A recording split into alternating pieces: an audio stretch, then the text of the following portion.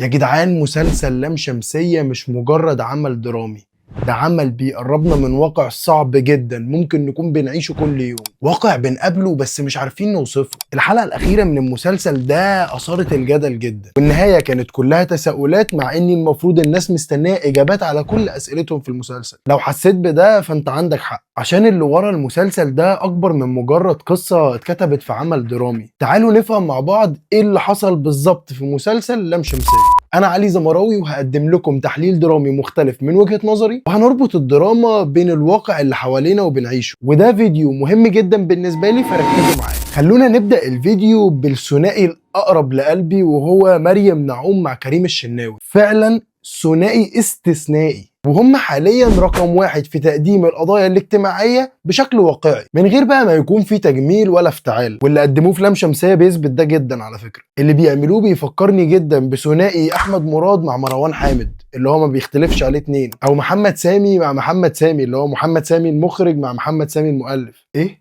بطل خلاص مش هيعمل دراما تاني؟ هو قال انه اعتزل. طب ومي عمر مين هيخليها تمثل؟ لا لا، بجد يا جدعان، سواء الناس بتهاجمه او ما بتحبوش، فمحمد سامي مخرج شاطر جدا وليه تأثير وحضور جامد قوي. اي نعم، هي قلشت منه شوية في سيد الناس، بس محمد سامي ليه اعمال ناجحه كتير زي جعفر العمده والبرنس والاسطوره، كلها بتاعت محمد رمضان. يعني محمد رمضان هو اللي كان بينجح محمد سامي. محمد رمضان كمان الناس ما بقتش الا يلا الله يكون في العون، بس هو بجد قادر يعمل حاله يا جماعه. المهم، المختلف في مسلسل لام شمسية ان مريم نعوم وكريم الشناوي ما بيحبوش يعملوا قلق، بيشتغلوا في هدوء كده من غير ما يطلعوا بقى يقولوا احنا نمبر 1 مثلا، ولا يطلعوا يقولوا احنا ترندنج النهارده، ولا بيطلعوا يقولوا احنا احلى مسلسل في الكوكب. احمد العوضي عمل كده تقريبا، قال فهد البطل وحلقة رامز وجابوني الاول عشان انا رقم واحد ونمبر 1.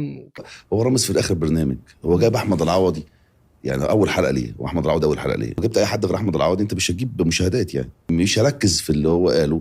الضيف اللي انت جايبه انت مطلعه اول حلقه عشان الناس تتفرج عليك، انت بتجيب اتقل حد عندك عشان تجيب مشاهدات برضه، يعني من النجم للنجم كده في حته مش.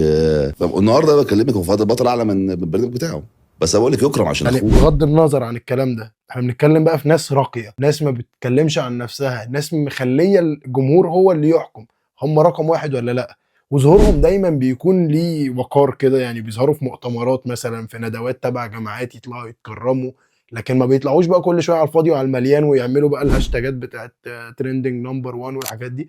رغم ان هم، لو هنقول ايه المسلسل اللي ترندنج نمبر 1، هو المسلسل اللي من بعد رمضان مكمل لحد دلوقتي والناس بتذكر اسمه، هو مسلسل لام شمسية. كل الحكاية ان هم بيخلوا اعمالهم الفنية هي اللي تتكلم عليهم، والنجاح ده مش فجأة ومش غريب عليهم، لان الثنائي ده كان ورا مسلسل من اقرب المسلسلات لقلبي، وهو مسلسل الهرشة السابعة في 2023. عمل عبقري واهتمام بالتفاصيل والواقعية بشكل مبالغ فيه، وده بيثبت ان مريم نعوم وكريم الشناوي مش مجرد ناس موهوبة وخلاص، بس هم فنانين حقيقيين بيقدموا فن محسوس كده وراسي، يعني يوصل للناس بسهوله من غير شو ولا مظاهر فاضيه والكلام الفاضي اللي بنشوفه اليومين دول. تعالوا بقى نتكلم عن الممثلين نفسهم وادائهم التمثيلي كان عامل ازاي. مبدئيا اللي حصل في كاست مسلسل لام شمسيه ده كان شيء عبقري جدا. هنبتدي بامينه خليل، اللي خلت شخصيه نيلي بقت شخصيه حقيقيه جدا بالنسبه لي، يعني استفزتني جدا في حاجات وصعبت عليا جدا في حاجات.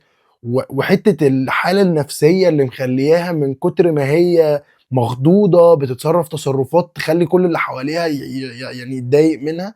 لا لا، امينه خليل يا جدعان عملت الدور ده بطريقه خلتني بقيت شايف امينه خليل بعد كده نيلي، يعني مش عارف اتعامل مع ان هي امينه خليل. اما بالنسبه لمحمد شاهين، فمحمد شاهين كده كده عبقري من زمان، وانا بقول ان محمد شاهين انت لو سبت بطل لوحده كده في عمل عادي، مش شخصيه مركبه مثلا، ما ينفعش. محمد شاهين بيلمع دايما لما بيكون في شخصيه مركبه وسط مجموعه من الممثلين التقال، ياخدوا ويدوا معاه في الكيمستري. محمد شاهين يا جدعان لا جدال عليه، يعني جريء جدا، شاطر جدا، بحسه بيذاكر جدا، هو بيعيش الشخصيه قوي، بيخليني افهم هو عايز يقول ايه من مجرد نظره. احيي محمد شاهين، من الفنانين اللي بحبهم جدا. اما بالنسبه للطفل القمر اللي اسمه علي البيلي، علي، طفل علي، وانا بحبه وهو اسمه على اسمي، اللي عمل دور شخصية يوسف. بجد الولد ده عبقري، شاطر جدا يا جدعان. مشاهده كلها مع نيلي مش مع أمينة خليل كانت تحفه. يعني انا شفت لهم مشهد مثلا وهم نايمين على السرير كده وبيتناقشوا في حاجه معينه، الواد طبيعي بشكل مش عادي، طبيعي قوي، وهو الولد شكله راسي كده، ولما بيطلع في اي تكريم او حاجه هم بيبقوا محجمينه عشان ما يغلطش في الكلام او يقول حاجه غلط، بس دايما بيبقى بحس ان هو واد كده، يعني لما يكبر هيبقى واد ديسنت كده. مبروك يا علي. قول لي احساسك ايه النهارده وانت بتتكرم؟ لا خلاص هو قال مرة واحدة بقى خلاص. اعتقد الولد ده لما يكبر هيبقى نجم شباك يعني. لكن المفاجأة هنا بالنسبة لي في المسلسل ده كان احمد السعدني، فاجئني دوره هنا بجد، كانت نقلة نجاح حقيقية جدا ليه. قدم الشخصية المعقدة دي بتفاصيل وطريقة كده يعني عدت توقعاتي، وده طبعا يرجع لموهبته وخبرته القديمة، لان احمد السعدني يعني على قديمه. بس برضه كانت شطاره من مريم نعوم وكريم الشناوي اللي هو الثنائي العبقري ده، ان هم يرجعوا احمد السعدني تاني لساحه النجوميه، رغم ان ظهوره مش دايما بيبقى ترند، بس في المسلسل ده بالذات كان ظهوره طاغي جدا، وكنت حاسس بمشاعره وحاسس بادائه قد ايه هو مؤثر في المسلسل. ودلوقتي نتكلم بقى على الظهور الخاص اللي علي قاسم ظهر فيه بشخصيه الدكتور، واللي بجد بجد بجد كان شاطر جدا جدا فيه. علي قاسم دايما من مدرسه اللي هو الهدوء، انا هعمل كل حاجه من غير ما بص، انا مش هعمل اي مجهود، انا هريح ظهري وهاخد نفسي وهتكلم بالراحه وهبص للولد ببراءه، وهو اصلا كيوت قوي يعني، مش بعكسه والله، انا تمام. بس اللي هو يعني بيبقى مدي كده اريحيه. يعني انا بصراحه اللي هو لو عايز اروح افضفض مع دكتور وثيرابيست كده واقعد ادردش معاه، يعني اتمنى يكون الدكتور ده علي قاسم، فيعني ممكن يراجع نفسه في موضوع ان هو يشفت كارير بقى، او ياخدها سايد بيزنس كده عشان لو في سيزون وقع منه ولا حاجه. يعني عمل الدور بشكل هادي كده ومتزن، ورغم ان ظهور مشاهده ما كانتش كتيره، بس كنت بستنى المشاهد بتاعته، يعني عايز اشوف لما نيلي هتروح له، طب لما الولد هيروح له، طب لما مش عارف مين يروح له، عايز اشوف الناس دي لما تروح له هيريحهم ازاي، هيقول لهم ايه، هديهم، هيقنعهم ازاي. وللاسف ده خلاني بعد كده في اي عمل اتفرج عليه يكون في حد طالع بدور دكتور نفسي مش مقتنع بيه. انا حاسس ان خلاص هم المفروض في الدور ده يجيبوا دايما علي قاسم، يعني هو الوحيد اللي هيعرف يحسسني باللي هو ينفع اقعد افضفض مع الشخصيه دي، اتكلم معاه. تعالوا بقى نتكلم على القصه والدراما نفسها. تعقيد القصه وتفاصيل الشخصيات والربط بين الخيوط بشكل طبيعي يخليك انت كمشاهد مش مستوعب ايه اللي ممكن يكون جاي، والغموض في بعض التصرفات زي ان احنا لغايه دلوقتي مش عارفين هل وسام اتحرش ببنته ولا لا. بس غياب التفاصيل دي زي الفيديوهات اللي كانت موجوده في اللابتوب او على الموبايل، او حتى الكاميرا اللي كانت محطوطه في اوضه بنته، ايه الحاجات دي راحت فين، مبرراتها ايه، يعني اتعملت عشان اكيد ليها مبرر،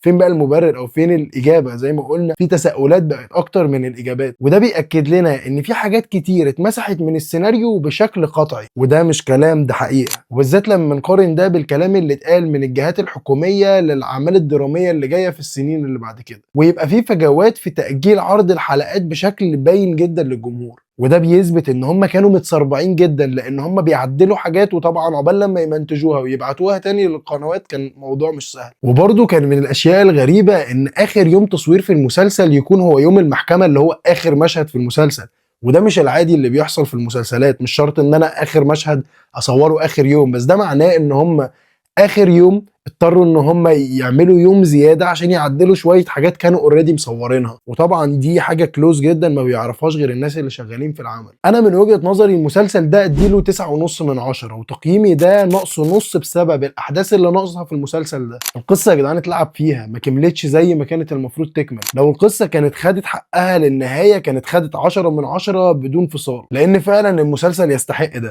طيب تعالوا بقى نشوف ايه علاقة مسلسل لام شمسية بالواقع بجد، او ايه الجانب الحقيقي من القصة دي، وايه اللي خلى مسلسل لام شمسية مش بعيد خالص على الحقيقة اللي احنا عايشينها. قضية الطفل ياسين اللي انتشرت في خلال الايام اللي فاتت بتثبت ده جدا، وشفنا فيها حكم سريع جدا على الجاني بالمؤبد، ودي كانت واحدة من اهم القضايا واكتر القضايا اللي اتسلط عليها الضوء بسبب الزخم اللي عمله مسلسل لام شمسية على السوشيال ميديا. الناس بقى عندها وعي ان هي تاخد حق عيالها من غير ما يخافوا من الناس هتقول عليهم ايه. ناس كتير بدأت تفتح عينيها على العلاقات اللي بقى فيها خوف او عدم امان جوه البيت، وده بقى الدور الحقيقي للفن اللي دايما بحب اتكلم عنه. لام شمسية بالتأكيد ساعد القضية دي ان هي تظهر للنور بشكل اقوى، وممكن يكون المسلسل ده سبب في سرعة صدور الحكم بسبب الضغط المجتمعي اللي كان حاصل بسبب المسلسل. وهو ده تأثير الدراما، ان ازاي ناخد حق طفل زي القمر زي ده ونحاكم زي ده. لام شمسية عمل درامي كبير ومهم جدا،